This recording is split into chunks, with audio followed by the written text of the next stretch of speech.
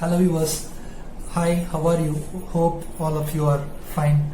So due to lockdown and lots of many other issues, I have not been able to post regular videos. I'm extremely sorry for that. One thing is that I have kept lots of good videos in the playlist, so please go and watch that, because once you keep watching that and increasing the number of views or subscriptions, it motivates me generally to post more better content videos. This video was actually pre-recorded version for another firm, and I'm making it available to you because I felt I have not connected with you people for a very long period of time, and because of the immense support which I've got for the glucometer video made in English, I had thought of recording this video which I have done, which was shot in English for another firm. So I'm making this video available for you as well. So this is something regarding salt and blood pressure, regarding the sodium and blood pressure, based on a frequently asked question, fact kind of format, something which we don't do it usually. This I've collected a common number of questions, common set of questions from few people, from the public in general, and from that I have found out the answers appropriately, authentic answers, and then we have shot the video. So I hope the video will be definitely helpful for you. Please do watch it, and in case you like the video, do not forget to like the video, hit on the like button and share the videos to your friends and family members, and do not forget to subscribe to our channel and click on the notification all button for regular updates. Okay, so then let's get on to the video. To start with, what is table salt? So the table salt which we use is sodium chloride. We must have learnt in our school days sodium chloride, NaCl. So that is table salt. So the table salt, it contains 40% of sodium and 60% of chloride, and 1 teaspoon of salt, that is 5 gram of salt which we use, that contains almost around 2.3 grams of sodium, or 2300 milligrams of sodium. So what is the daily intake? So that comes the next question. So the daily intake of salt should be somewhere less than 5 gram of sodium per day. Okay, so if it's 5 gram of sodium per day, then it should be less than almost 5 gram of sodium per day, so it should be less than the 2 teaspoon of salt, but the ideal usage will be 2 gram. So what is sodium? Sodium is a mineral which is regulated in the body by our kidneys. So it helps in controlling the body's fluid balance, and it also helps in transmitting the nerve impulses. So the signals between two nerves are conducted because of the help of sodium. Also, the sodium helps in the contraction and the relaxation of the muscles. So the next question will be, why is this generation affected so much? Why were our previous ancestors not affected so much because of high BP? So Indians as such used to take high amount of salt even before ages. So the fact was that they used to take the natural salt which contained all the other minerals as well. Of late, the salt that we get is refined salt. At the most, it contains an iodine component as an additional. So the next question would be like, what is the difference between pink salt, Himalayan salt, etc.?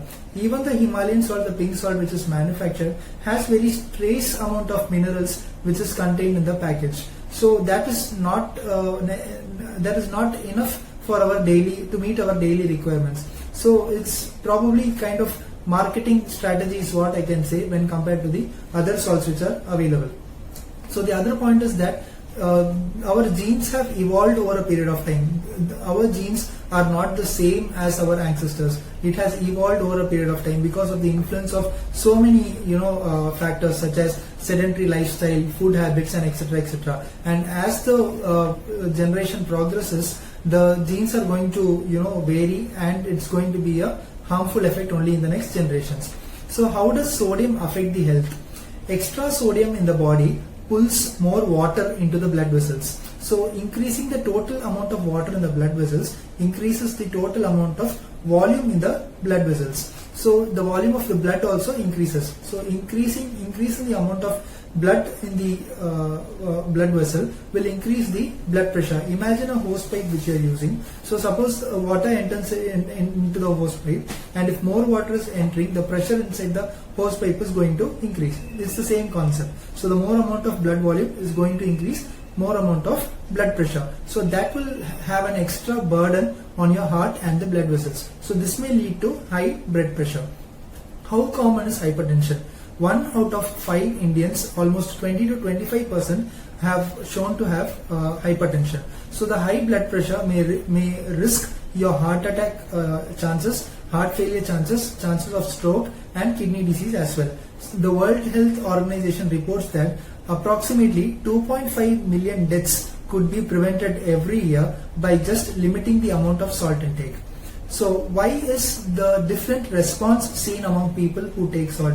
For example, if I take a salt of 1 teaspoon per day and you take it 1 teaspoon per day, the increase in the blood pressure may not be the same between both of us. So why does that happen? Some people are more sensitive to salt than others. About half of the people are salt excess sensitive.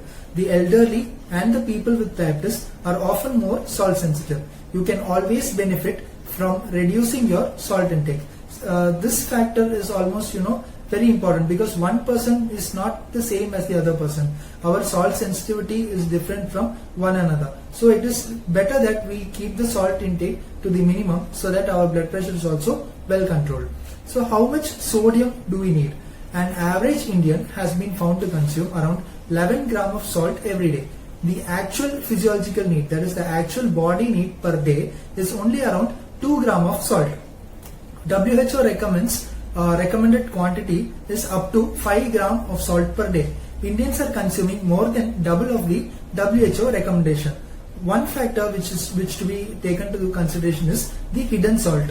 The hidden salt accounts for almost 75% of the salt we eat, and only 25% of the salt comes from what we add to the food and add on the table. So what are the sources of sodium? We should pay extra attention to the food labels, like the already purchased food items. We should look into the nutrition and the food label. I will be telling you a list of sodium containing compounds which you should be looking into the food labels. That is usually something like salt will be there, sodium chloride, or NaCl, something will be there, or it will be monosodium glutamate, MSG, baking soda, baking powder, disodium phosphate, or any compound that has sodium or Na in its name. These should be taken care of while reading the food labels. Some over-the-counter medicines and even prescription medicines may contain high amounts of sodium, which can be detrimental to health. So always make it a habit of reading the labels when you purchase any food item. And what is the source of hidden sodium? I told you nearly 75% of the sodium comes from hidden sources. So what are the hidden sodium? So like the cheese, buttermilk, salted snacks, nuts and seeds, frozen foods, condiments like ketchups, mustard, mayonnaise, pickles and olives, seasoned salt such as onion, garlic and celery salts, sauces such as barbecue, soy, steak, all these contain sources of hidden sodium. Like in these products, already the sodium is added to a huge amount. So when we consume these kind of products, the salt is already there in these products. So that will have an impact on our blood pressure. So what are the foods which we should limit? The best way is to avoid pre-packaged, processed and prepared foods. I'll tell you salty 6 which you need to take care of before you eat. The breads and the rolls, cold cuts and cured meats, pizza, poultry, that is packed poultry, and soup, sandwiches. These items should be limited to the maximum possible. How much blood pressure fall can we expect by reducing the amount of salt? When the sodium intake is lowered from say 4 gram to 2 gram per day, that is from 2 teaspoon to 1 teaspoon per day, the blood pressure falls by nearly 2 to 3 millimeter of mercury. The fall is very less, only 2 to 3 millimeter of mercury per salt restriction. Suppose say your blood pressure is 140 by 90. Suppose you are reducing your salt. So at the moment you would get somewhere around 138 by 88. Suppose over a period of few years, when you are controlling the salt to a decent limit, then over a period of few years your blood pressure can drop even up to 10 millimeter of mercury. So just with salt restriction over a period of time, your blood pressure can fall up to 10 millimeter of mercury, which is a significant reduction, and that can reduce the risk of heart disease and other complications in future. So why should we reduce the sodium in our diet? The sodium in the diet, as I already told you, if you are going to reduce, it is going to reduce the BP. So if the BP is going to be reduced, the complications are also going to be reduced. The other aspect is that reduced amount of sodium in the diet can enhance the effectiveness of high blood pressure medications which you are taking, and even the other non-drug treatments which you are doing, like for example all the weight loss strategies and the lifestyle modifications which you have been doing. It can have a supplemental effect on these factors as well, and it will reduce the risk of dying from a stroke, and it can also reverse the heart enlargement which was caused due to high BP. It can also reduce the risk of kidney stones and osteoporosis. So one tip you should take home is shop smart. When you are going to the shops, you should be smart enough to purchase items based on the sodium content. So I'll tell you a few tips. Read the labels first, okay? Choose lower sodium foods or low sodium versions of your favorite food items. Soda and sodium and the symbol Na.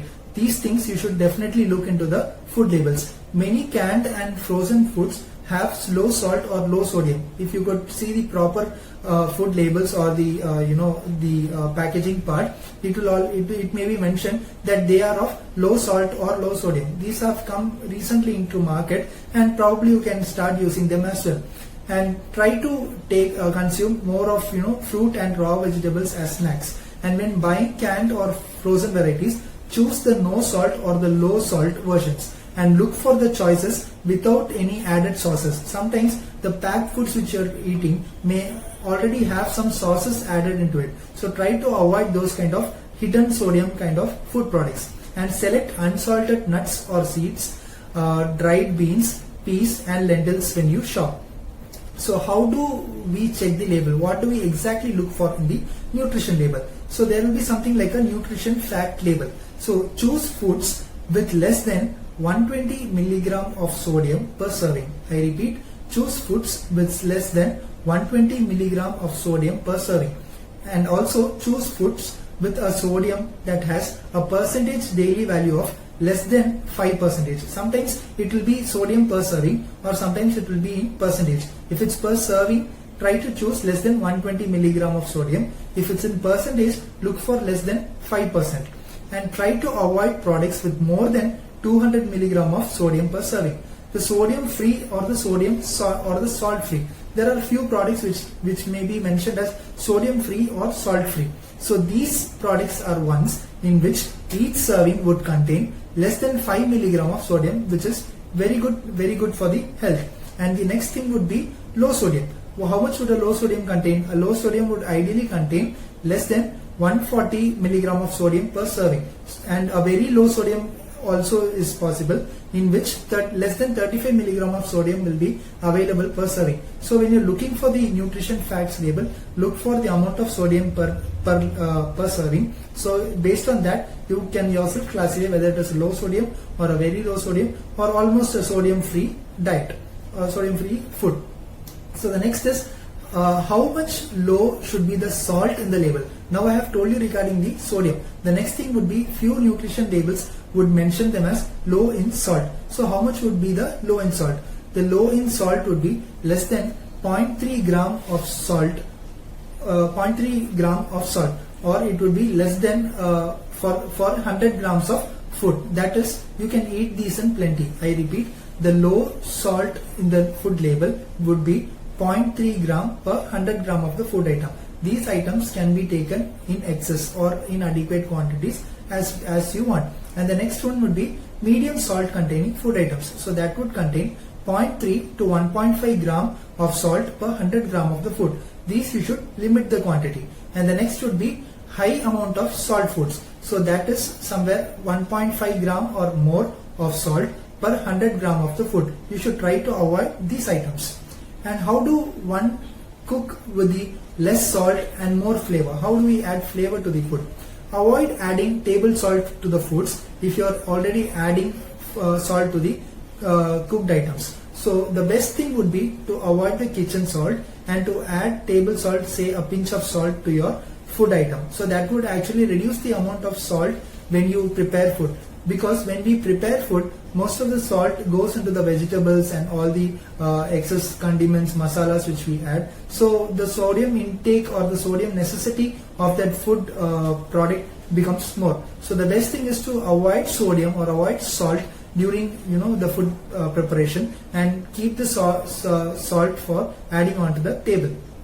And also avoid adding salt to canned foods. Already the canned foods which you are using, do not add excess salt over that, because it already contains excess salt. So avoid adding salt to the canned foods. And you can flavor the foods with herbs, spices, lemon, lime, vinegar, or even salt-free seasoning blends. And use fresh poultry, fish and lean meat rather than using canned, smoked or processed meats. And rinse the canned vegetables and beans to reduce the amount of sodium. You can always rinse those canned processed vegetables so that the sodium which may be used as a preservative can just wash away.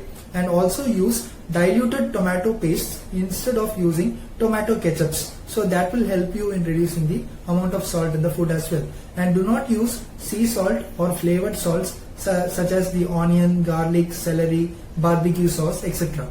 So the next question would be, many of them would find it difficult to consume food without salt. At first, the food without salt may taste bland, but don't give up. It will take time, but definitely we can overcome this. After a few weeks, your taste buds will adjust and you will start to enjoy the food with less salt. 5 grams of salt a day is the maximum you should eat, and the less you eat, the better. Salt is an acquired taste, to be frank, and the taste buds can be retrained in less than 1 or 2 weeks.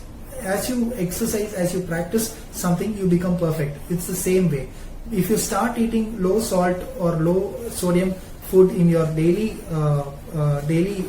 meals, by 1 or 2 weeks, your taste buds will start getting accustomed to the food you're eating, and you will start enjoying the food you're eating over a period of time. Start by using no more than half teaspoon of salt per day, and over a period of time you can reduce it to even a quarter teaspoon of sodium per day. And then afterwards you can just keep away the salt shaker or the salt which you are adding over the table. As you use less salt, your preference for it diminishes, allowing you to enjoy the taste of the food itself with heart healthy benefits. What about eating food?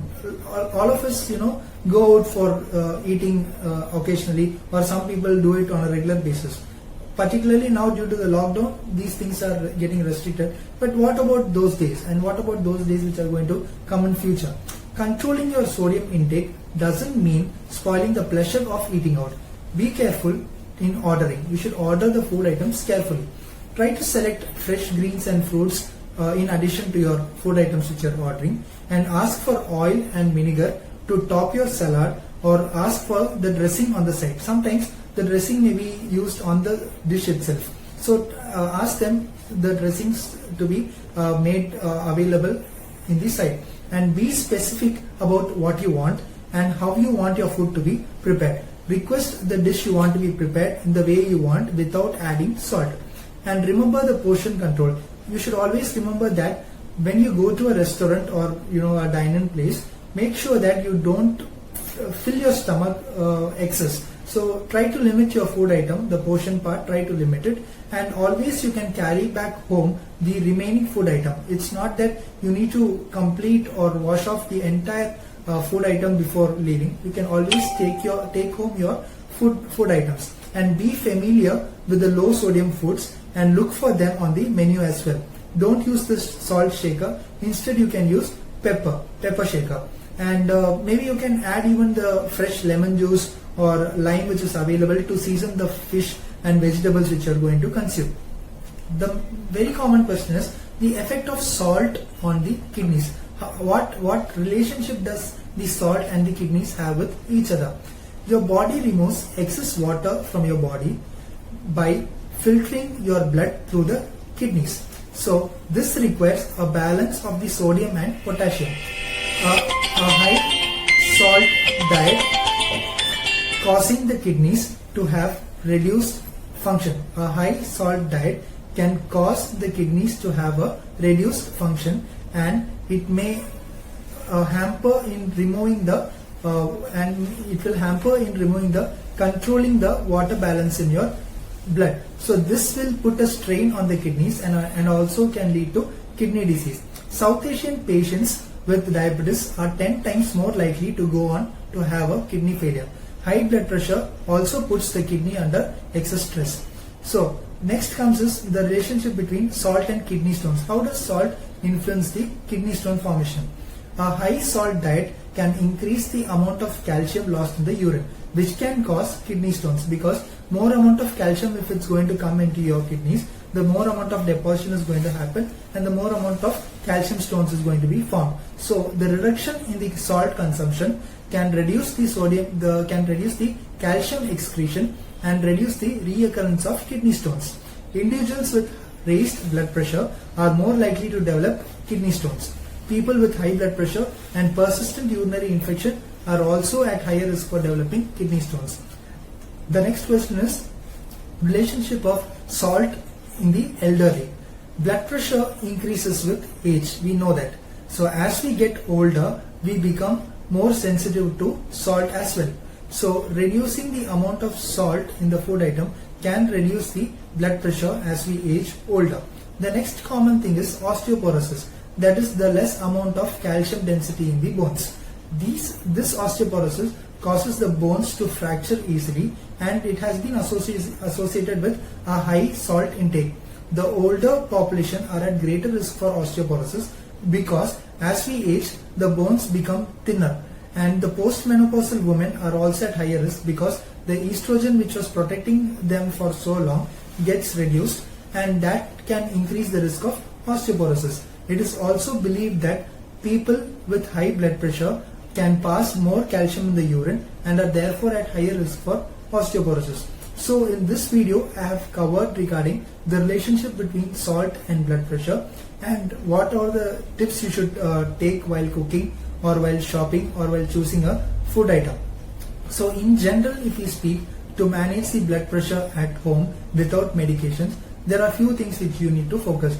Limit the salt intake, focus on lifestyle modifications like physical activity every day, and try to include more of fruits and vegetables. Reduce the amount of saturated fats in your food and try to control all your other comorbidities or diseases which you are having. Sleep adequately, avoid smoking and alcohol, and try to focus more on meditation like yoga or prayers or something like that. Have a time listening to your favorite music or dancing or spending time with your family, and just stay back and relax at home. So by doing all these things, your blood pressure can reduce over a period of time, and in case you need medications with the advice of your doctor, you can always start your medications and focus on lifestyle modification as well to keep your blood pressure under the target control. I hope this video will be useful for you. Stay blessed.